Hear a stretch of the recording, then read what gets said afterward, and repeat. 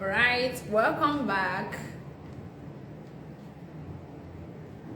Sorry about the break in transmission. We were trying to fix our network. My network was breaking.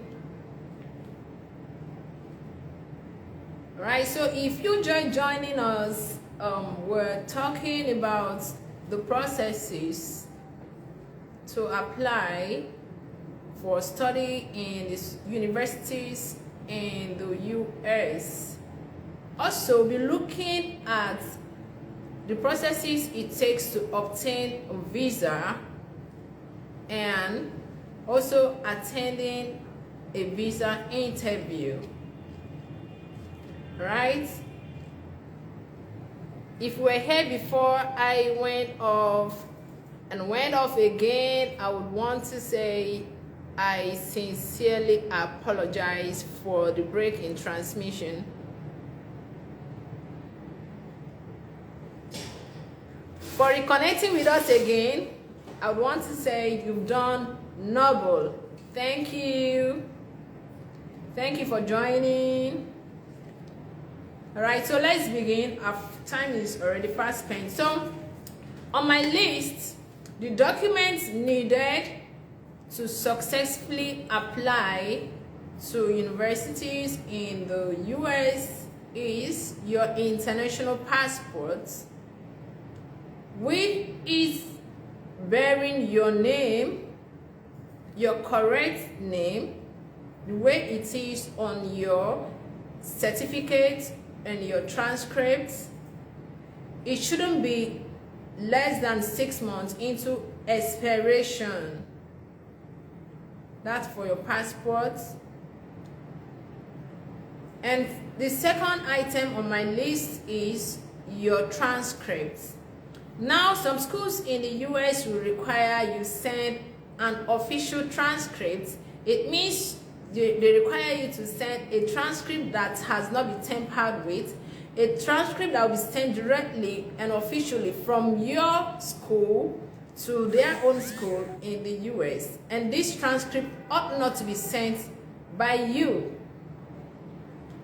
And these days, they've made it so possible for it to be sent electronically. So if you wish to send it electronically, you can get the details or the email address of the admissions officer and then send to your school so they could send it electronically. It's easy and fast, or it's the easiest and the fastest means of sending an official transcript.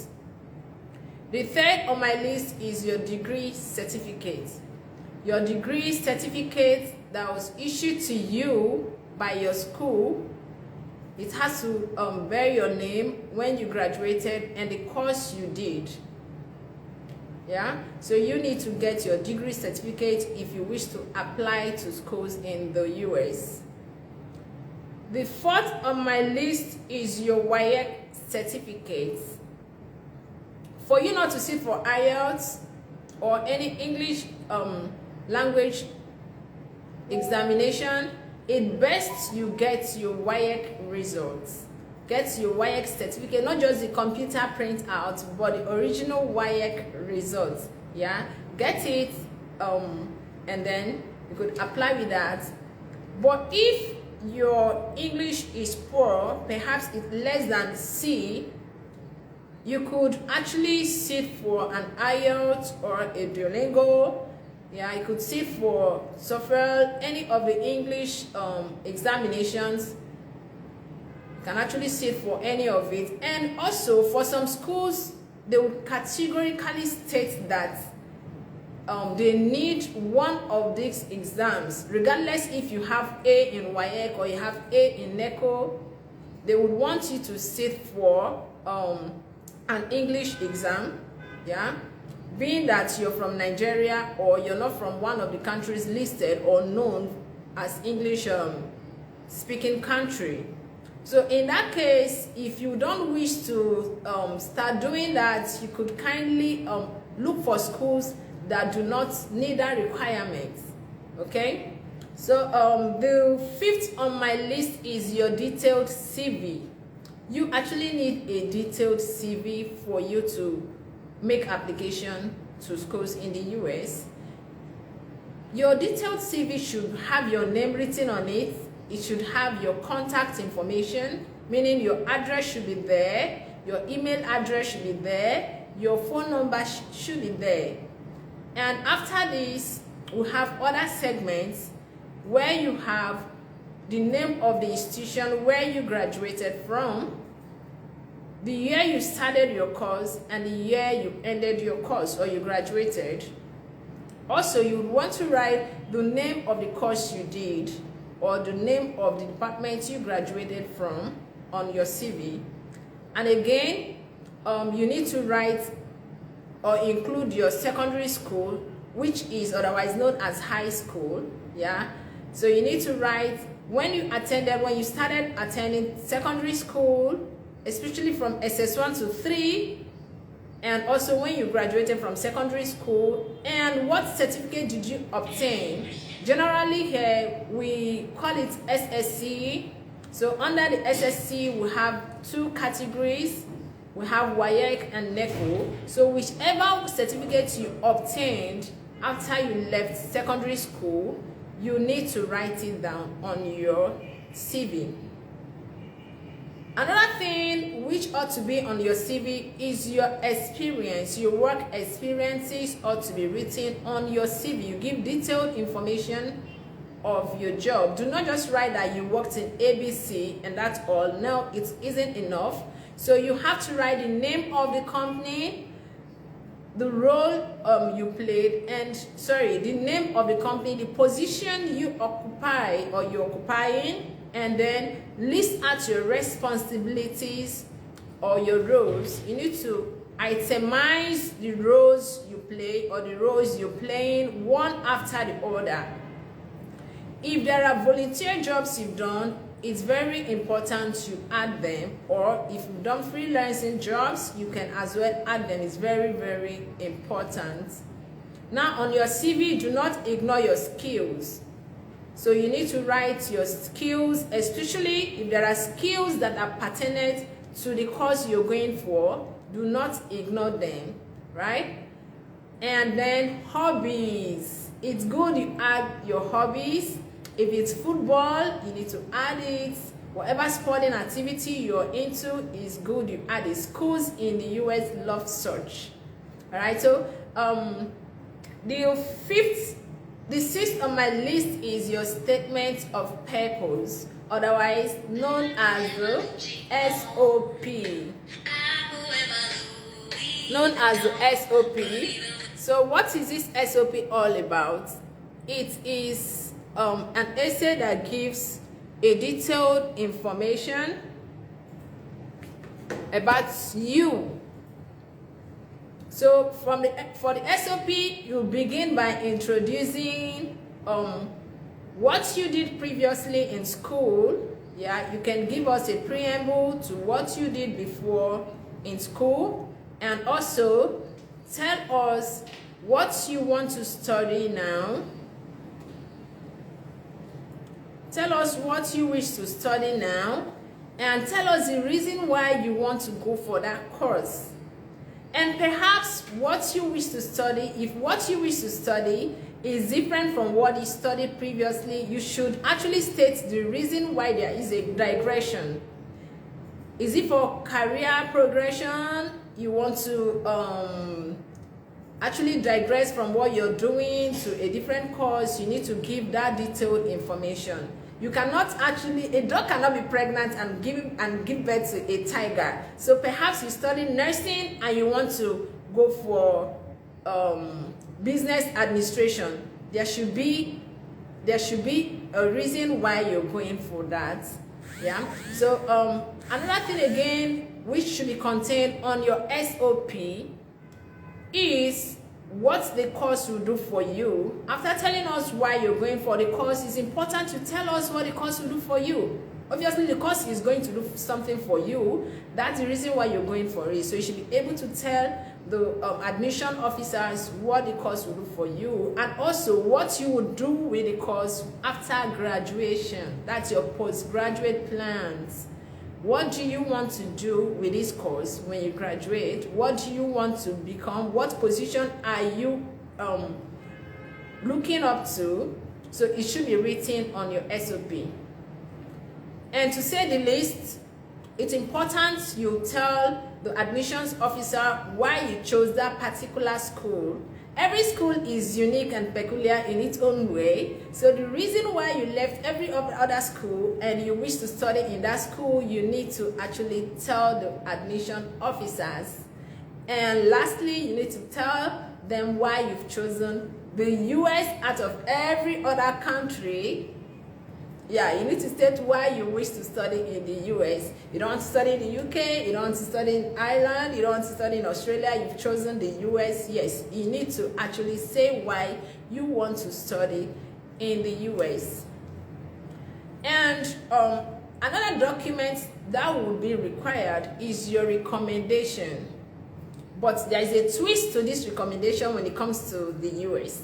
Now, they do not require you send a hard copy of your recommendation letter. Now, all you got to do is get the detailed information of your recommender or your referrer. By detailed contact information, I mean the full name of your recommender or referrer, the organization he or she works. You have to get the address, contact address, you get the email address, the phone number, and also the position he or she occupies. Let me take this again. So you need to get the detailed information of your recommender or referrer. By detailed information, I mean get your recommender's full name, name of organization. You need to get the email address, the phone number, the position he or she occupies. Say he's your lecturer, he was your supervisor. What relationship do you have with the person? He's your supervisor or he was your supervisor. If it's for academics, or he was your professor, or he's your registrar or she's your registrar. So you need to actually write down that. And also, for those working, if you're already working, you need to get two types of recommenders. You have the professional recommenders from your place of work and also an academic recommender where you graduated from. But perhaps it's been a while you left school and you cannot access academic recommendation letter, or you cannot get someone to recommend you. It's fine you get from your place of work. That is quite understandable, right? And finally, for the US, there is something spectacular about the documents. If you provide these documents and this one I'm about to mention now is missing, that means when your offer comes, you might not be able to book for your visa. You might not be able to book your visa rather. So this document is called the bank statements. Yeah. So this document, the reason why I actually mentioned it last is because you can actually skip it while making an application and provide it as soon as you get an offer letter. But for me, it's important you get it alongside other documents so you could actually get your I-20 as soon as your offer comes. Yeah. So it's your bank statement of 6 months backdated. Yeah, the last 6 months. So you need to get the bank statement of last 6 months. So as you're making application, you need to attach that. And this bank statement shouldn't be 1,000. It shouldn't be 2,000. Yeah, it should be at least $35,000. But here it's actually, according to the school, you need to get the school fees or the tuition fee for your school before you print out your bank statement. Make sure it aligns.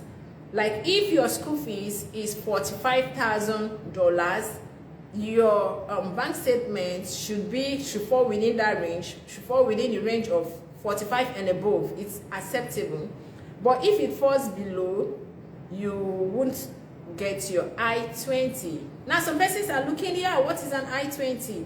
Yes, after you make your applications with these 8 documents I just mentioned, and then your offer comes, you cannot just take your offer letter and then walk down to the embassy or the consulate for your visa interview. No, your offer letter comes alongside an important document called an I-20.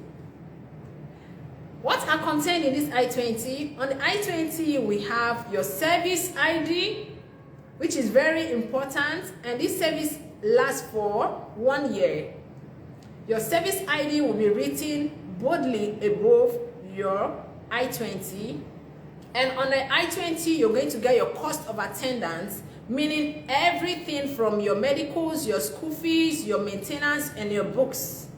Everything will be written there. So let's say your total cost of attendance is $35,000. It's written on your I-20 that you have to pay $35,000. Okay, $35,000 would be used to take care of you when you arrive the US. And that is why you need a bank statement that would actually say that yes, I have more than, or I have up to $35,000 to take care of myself, my tuition fee and my living expenses when I arrive the US. Fine. And on the right side of your I-20 has your bank statement. You know, the bank statement is submitted in course of your application. You actually see it there. And it is important to note that while making this application, whatever information you give in respect to your bank statement appears on your I-20. For instance, if you say your mom is sponsoring you, your bank statement was done on your mom's, or was printed on your mom's account, from your mom's account, so it bears your mom's name and her details. That means on your I-20, it's going to be said that your mom is actually responsible for your education in the US. So it will be written there on your I-20. It's very important you know this, because you can actually have your mom as your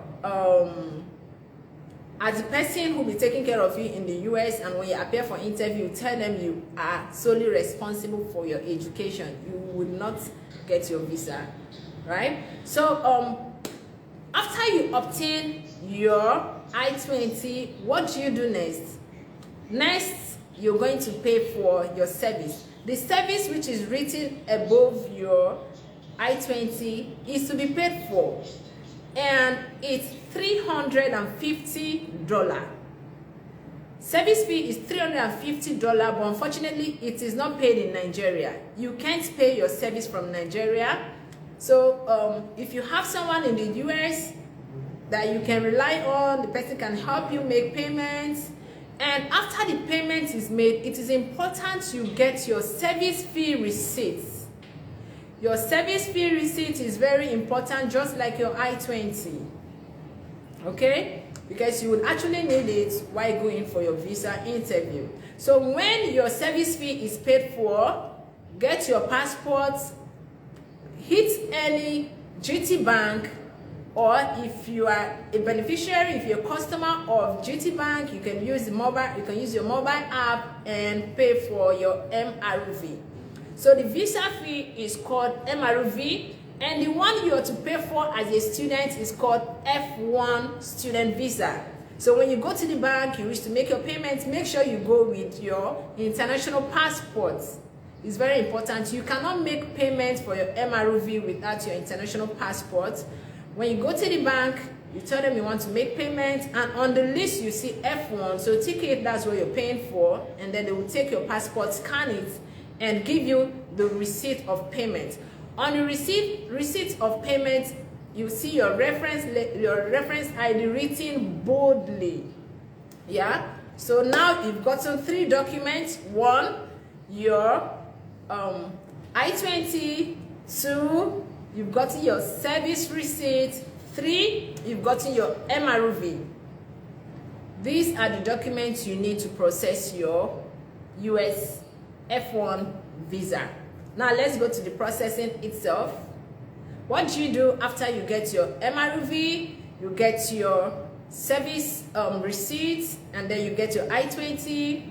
The first thing you do is log into the S160. Yeah, the S160 is a very big portfolio. So yes, you have to log in, and in Nigeria we have 2 locations for your for you to attend your visa interview. We have 2 locations. It's either you pick Lagos address or you go to Abuja location, right? So on your DS160, if you've made up your mind on where to attend your interview, it's important you pick the one which you wish to go for. If it's Lagos, kindly scroll down to Nigeria, Lagos. If it's Abuja, you scroll down to Nigeria, Abuja. Please, you're going to see other countries there. Do not make a mistake by picking Ghana, Togo, or any other country, because when you do that, you're actually going to go for an interview in that country. So you need to be very careful, okay? So when that happens, you open your DS160, you put in your information, your name, your contact information, your email, your phone number, and then you'll be assigned an ID, DS160 ID. Yes, kindly save the ID. It is very important. You would need an ID for you to process your MRV. You would also need the ID for you to log into your DS160. So when that happens, once you get your ID, write it down, or you can save it somewhere, and then you put in your details on your DS160. Yeah, DS160 is not to be filled in a day, but you have to continually access your DS160 so you don't get logged out. If you get logged out of your DS160, you have to start all over, and the information which you've already imputed would be saved, but you won't be able to access all.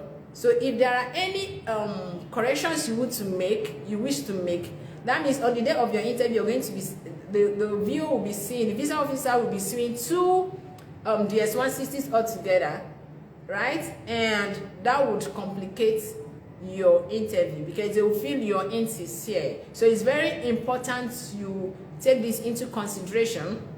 For your DS160, you need to log into it at least once a week. Log into your DS160 page once a week. Now, remember, when you get your MRV, you don't have to book for your appointment immediately until you fill your DS160. This is the reason why. So after filling your DS160 and obtaining your DS160 ID number, you pick up your ID number and the reference number from your MRV, and then log into CGI.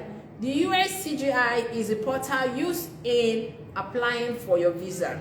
Now, you can't apply for your visa without you having your service fee page, or you having your service fee number, and you can't have a service fee number without you obtaining an I-20, and you can't obtain an I-20 without you having a bank statement.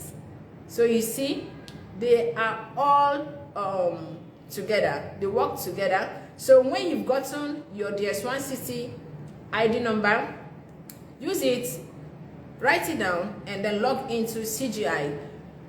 Write your name, your full name the way it is on your passport, and then impute your email. They will send you a confirmation email. With that, you can access your CGI portal. So when you access your CGI portal, you see the segment where you're asked to impute your service ID number. You have to do that because it's already written on your I-20, and also you'll be asked to write or impute your DS160 number, ID rather. So the DS160 ID you've generated in the course of filling your DS160, this is the role it plays now, aside you having it there. So you need to put it on your CGI portal. So when that happens, you put your location, your address, your service number, and your DS160 number. Then you can schedule a date for your visa. Yeah. Then you pick the nearest date. It's like a calendar that has months and dates. So the nearest date close to you is what you're going to pick.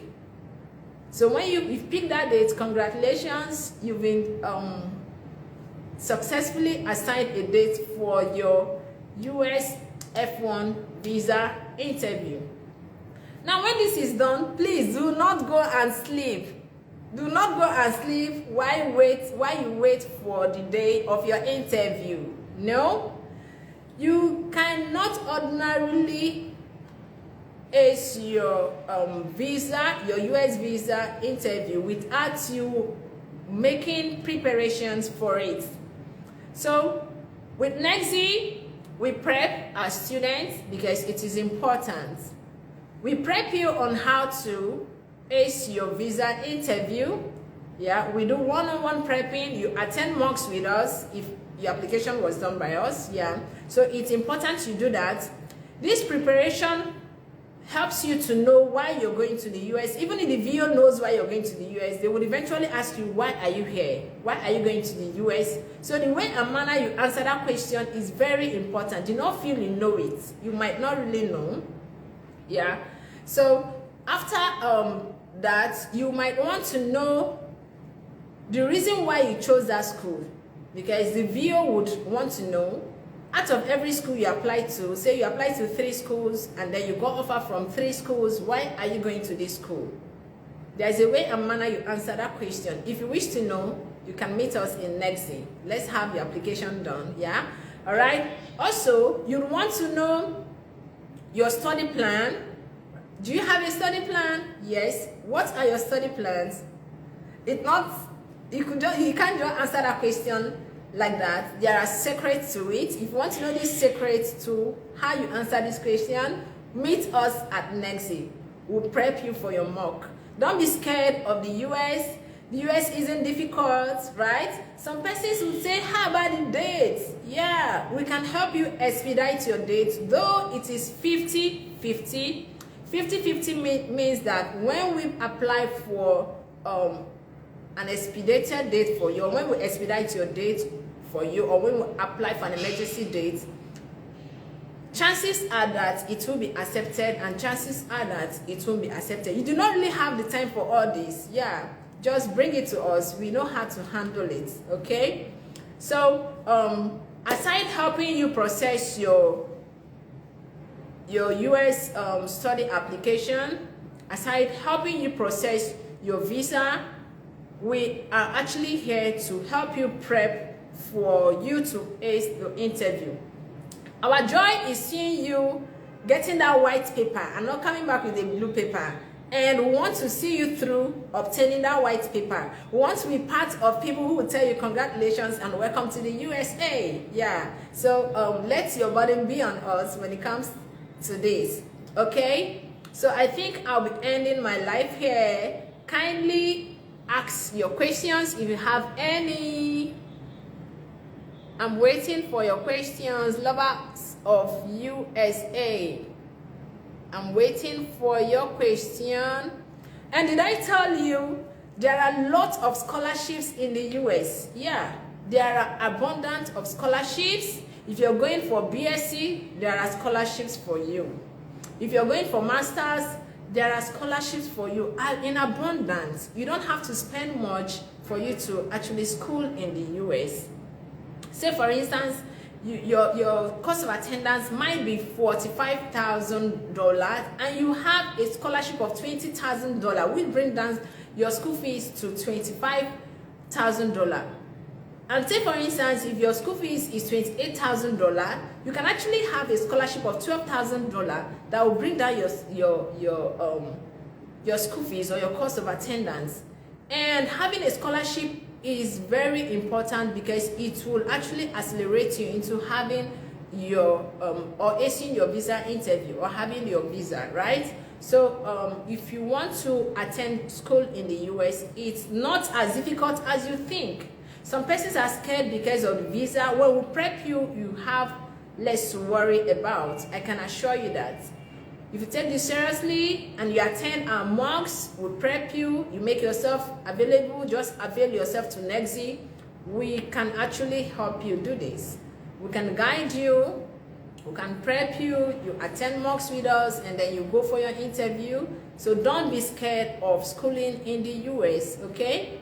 And if you wish to go for masters, I can tell you that you can actually get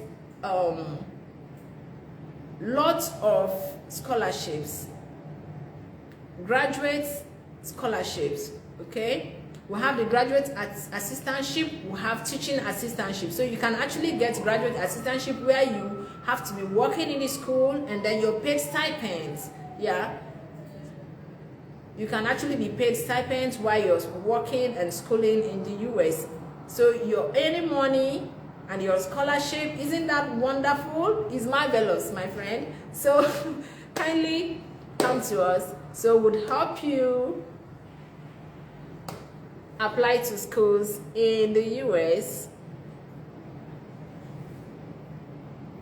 If you have any question, kindly throw them. I'm here to answer your questions. I'm here to answer your questions. Is it too late to apply to schools in the US?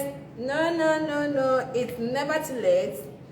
Applications are still ongoing and some are on enrollment.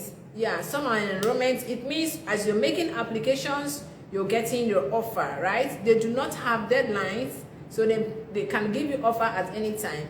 And we Dexy partner with lots of schools in the US, so we can actually help you fast track your admission, right? So when we help you, that's one of the advantages you have. One of the advantages you have why you need to come to NEDSI is because when the application is made through us, because we partner with some of these schools, so we can actually help you fast track your admission, right? So there are things we can do for you that you can't do for yourself. That's why you need more of NEDSI. Yeah, so you come to NEDSI. Okay, someone is Ekene. Hi. Okay, you're asking what are the options of dependents, okay? If you're going with your dependents, may I kindly know if it's for BSc or Masters, right?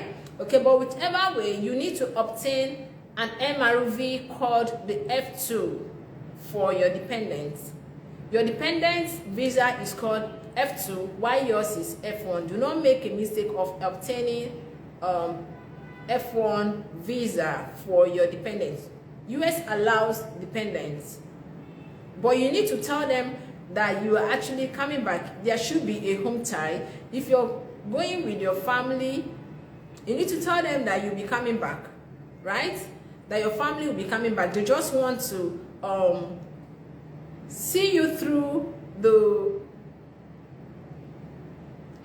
your arrival, and then perhaps after 2 weeks they'll be coming back to Nigeria. Yeah. So, but I think you can actually contact us on this. If you wish to go with your dependents, is 100% possible. I can tell you that. Even your dependents will need to attend prep. They need to be prepped, yeah?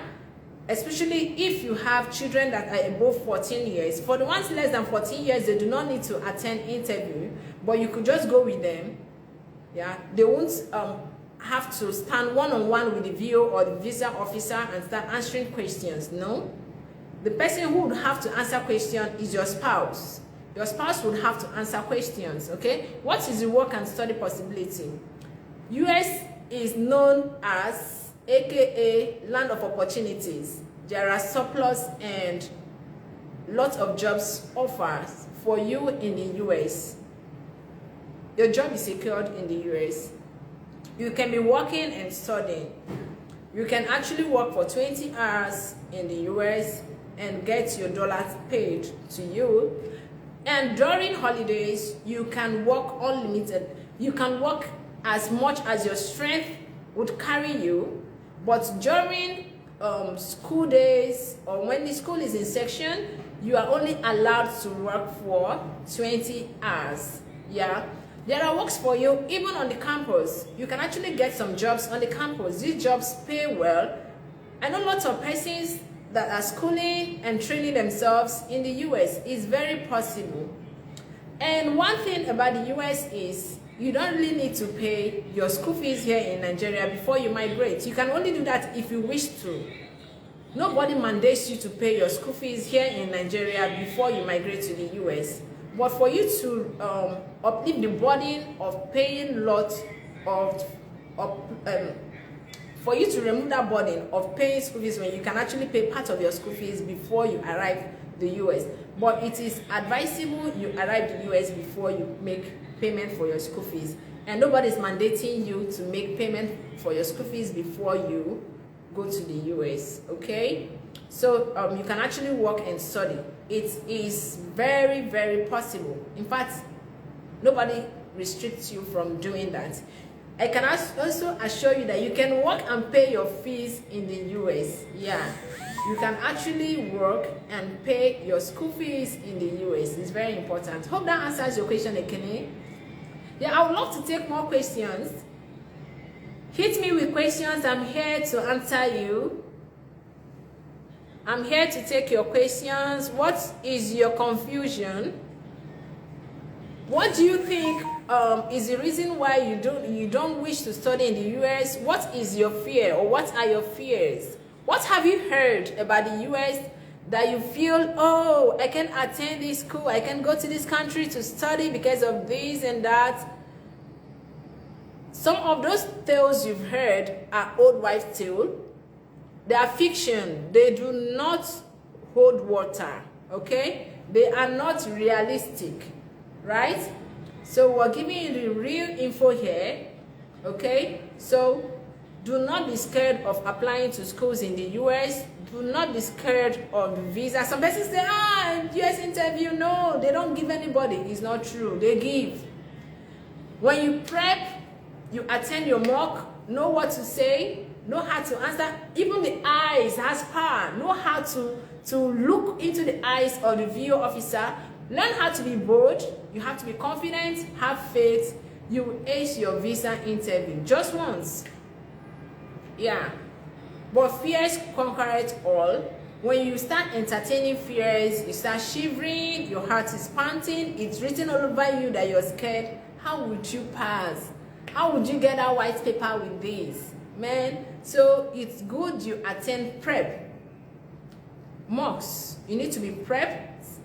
You need to attend lots of mocks before you go for your visa interview. There are secrets to this, and these secrets can only be known, can only be gotten when you come to NEXI, okay?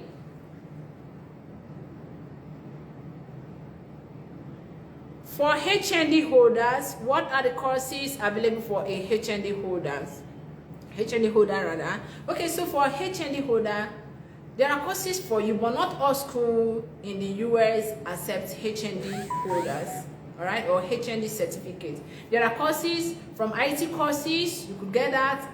Management courses are there, right? Courses in humanities are there. Social sciences, there are lots of courses for you, all right? Just the way you have courses in MSc, same way you have for HND holders, okay? But the thing is, not all schools accept HND holders, okay? Or HND certificate. And if you have a HND, you can actually go for WES. You can evaluate your HND certificate or your HND transcript. Go for course by course evaluation. What this does is that it standardizes your results. It makes it equivalent to that of the US. Do you get? Yeah. So when you go for WES, you do not have lot or much of a problem, okay? But I can assure you there are schools for HND holders in the US that can actually accept you. Whatever course it is, be it in the humanities, be it in the social sciences, in the business part, there are courses for you, just the way it is for MSc. The only difference is that MSc has lots of schools that will give you offer, while HND has limited schools. So you go for those schools that can give you offer. But how would you know those schools? You have to come to NEXI. We'll have the answer with us, okay? Okay, you wish to know between the UK and the US, which is cheaper in terms of tuition? All right, to be frank with you, not because the UK is too hard or too expensive, but because realistically, pounds is greater than dollar. All right, yeah, the pounds is greater than dollar. The exchange rate for dollar and pounds earns the same thing. So there is a significant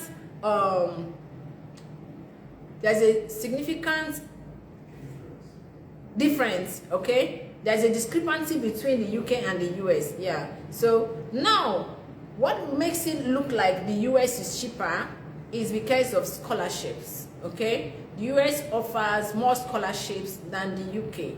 Say even if your school fees in the US were to be $30,000, you can have access to scholarship of $10,000, $12,000. Yeah, but for the UK, you can have, say, £5,000. Okay, that should be in Dundee. All right, but even in the UK, you can access other scholarships. That's if you externally apply for them. Okay, you can actually access scholarships in the UK. That is if you externally apply for them. Okay, and in the school also you can actually access scholarships too, but you need to apply for them. But for US, it comes seamlessly. You don't need to do a different application, except for some departments where maybe you need a graduate assistantship aside the scholarship you've gotten. Yeah, you can actually have a scholarship. You can have your offer letter can arrive, and then you have a scholarship there, and you can also apply for graduate assistantship from your professor or your supervisor, and then when he accepts that, it will be taken from there, and you'll be given either teaching assistantship or a graduate assistantship aside your scholarship. So that's why it seems like the US is cheaper. Okay. Aside maybe the currencies are not, they don't be mates. Pounds and dollar, they don't be mates. All right? Okay. More questions, please. Can you let me know if that answers your questions? Thank you. Thank you, Lisha Fee, for your question. I don't know if you are okay with my answer. Are there things points you would like me to throw more light on? I'm here to do justice to that. All right. So if you're just joining us, I will just take a recap. Okay, I see some persons barely joined us a couple of minutes ago. Okay, we talked about the process it takes to apply to schools in the US, the process it takes for you to apply for your visa, and also processes for getting your visa. You cannot just apply for visa and then you go sleep. Now, after applying for your visa, you need to work towards it. Yeah. Okay. Slimy is asking, between the UK and the US, which country have more opportunities after graduation? It depends on your course. Yeah, it actually depends on your course. But for me, the US, baby, the US has more opportunities after graduation than the US. Yeah. UK is fine, no hustle, no visa hustle. It's cool. Your offer is guaranteed. Yeah. Okay. UK gives postgraduate visa. What is it for US? For US, you can actually get a work permit after your graduation. Yeah. After your graduation, you need to get a work permit for you to continually stay in the US. Okay? You actually have postgraduate study visa as well for the US. I think you have postgraduate study permit for 2 years. Yeah. Although it depends on the course. For some courses, it's up to 3 years. Okay, for some courses that you really need to serve the government, or maybe you need to work somewhere, okay, to portray what you've actually learned, okay, they give you up to 2-3 years of postgraduate visa. Yeah, US does that. Okay, but on the process, you can actually get a guaranteed job that will offer you work permits. Okay, so you can actually get that. All right, can you let me know if that answers your question? Let me know if that answers your question. Hello, boy. I can see you from here. Lyric, Soul Child, thank you for joining us. You just come in. All right, so in absence of no question, I'm going to give you a bye from here. Yeah, thank you, wonderful and esteemed clients, for joining us today. I hope this live was insightful. I hope you've learned a lot.